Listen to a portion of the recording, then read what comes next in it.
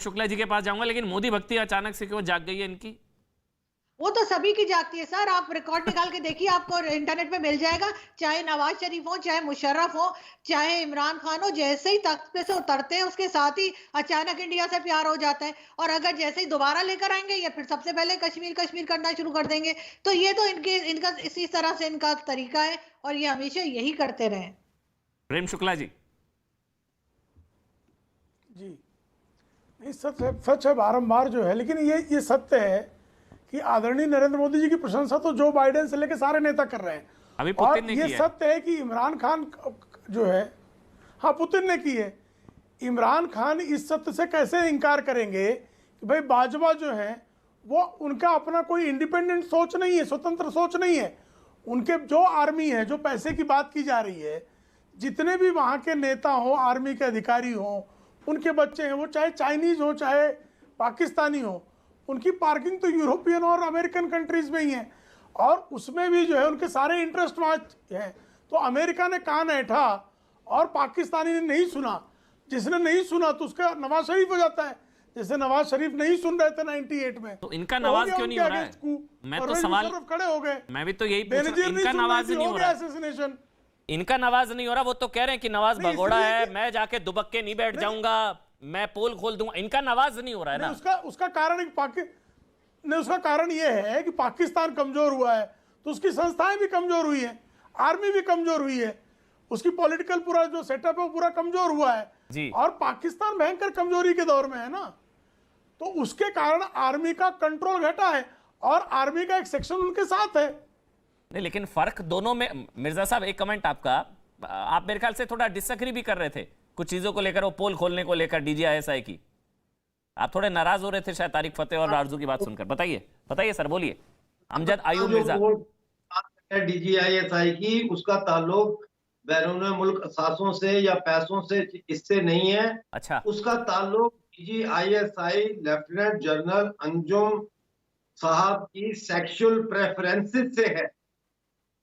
Personal sexual preferences जो है उससे है, और वो उनको चुनौती दे रहा है कि मैं तुम्हारे जो PMA से लेके अब तक के जो सेक्सुअल प्रेफरेंसेस रही हैं वो मैं बेनकाब करूंगा जी। और वो ये वाली धमकी दे रहे थे। ये वाली पोल आपने तो पहले ही खोल दी इमरान खान के पोल खोलने से पहले। तारिक फतेह तो तारिक तो फतेह हैं इमरान खान के भी हैं। क्या कह रहे हैं तारिक फतेह जी? आप जब भी बोलते हैं अब तारिक फतेह जी, मैंने कहा इमरान खान के भी तो वीडियो हैं, वो भी तो डरे हुए हैं। उनकी बेगम साहिबा ने जो किताब लिखी है, जो अब तलाक याफ्ता हैं, उनकी पढ़ लेना। इमरान खान के भी शौक सारे आ जाएंगे सामने। नहीं तो इस बेसिस पे थोड़ी ना सेना ISI को चुनौती दे रहे होंगे सर। मैं तो ये जानना चाह रहा हूं, जो हुआ नहीं आज तक इतिहास में। यही चुनौती है। बाजवा की नंगी फिल्में हैं इनके पास। DGISI जो है इसका पूरा चटा कट्टा है इनके पास। ये पाकिस्तान आर्मी के जो ऑफिसर्स हैं उनमें नोन है। वो उनका जो स्टेटमेंट है वो ये है कि मैं इसलिए चुप हूं क्योंकि मैं अपने देश और उसकी जनता को नुकसान नहीं पहुंचाना चाहता हूं। ये स्टेटमेंट है। वो देश को नुकसान और जनता को नुकसान नहीं। फर्क है वैसे इमरान बाजवा और नदीम अंजुम में कोई नहीं है। सब सिक्के के ये एक दूसरे के सब बिल्कुल बराबर है, चाहे बाजवा हो, चाहे इमरान हो, चाहे नदीम अंजुम हो, कोई फर्क थोड़ी ना है। लेकिन मिर्जा साहब, लेकिन वो तो कह रहे हैं मैं देश को नुकसान नहीं पहुंचाना चाहता। वो तो देश की बात कर रहे थे, वो तो पाकिस्तान के उद्धार की बात कर रहे थे। हैं? देश लगा दिया ना, देश को नुकसान पहुंचेगा ना। ये लोग फिर क्या देखेंगे, क्या इज्जत रह जाएगी आर्मी की अगर एक साबिक प्राइम मिनिस्टर ये चैलेंज कर दे उसकी सेक्सुअलिटी को। तो सर वही तो मैं बार बार पूछ रहा हूँ, वही तो मैं बार बार पूछ रहा हूँ तारिक फतेह। फिर अगर ये तो फिर सेना ISI चीफ को भी पता होगा, बाजवा को भी पता होगा। खुला कैसे छोड़ा हुआ है जो आज तक नहीं हुआ इतिहास में? वो खुले मन से चुनौती दे रहे हैं, पोल खोल दूंगा, कान खोलकर सुन ले, और खुले घूम रहे हैं। इनका नवाज नहीं हो रहा है सर। मुझे वो समझाइए तारिक फतेह। अच्छा मिर्जा साहब एक मिनट, तारिक फतेह देखिए, इन सब को एक दूसरे का पता है। ये जो हरकत करते हैं, इस प्रोफेशन का नाम है पाकिस्तान में। आपको आइडिया ही नहीं है कि क्या हो रहा है पाकिस्तान में। मैं ऑनेस्टली बताऊं, इंडियंस डोंट नो कि what a corrupt रॉटन society it is. आपके अगर स्पाइन के अंदर कैंसर हो जाए तो आपके गोल्फ खेलने की सोचेंगे? It is rotten to the core. आप समझ रहे हैं? Rotten to the core. आप जूते का साइज पूछे किसी मिलिट्री अफसर से, वो गलत साइज बता देगा।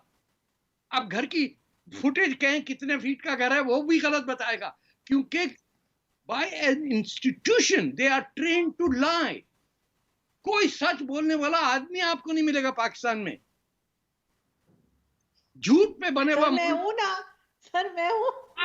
हाँ, तो आप निकले ना वहां से, इससे पहले कि कोई कर दे।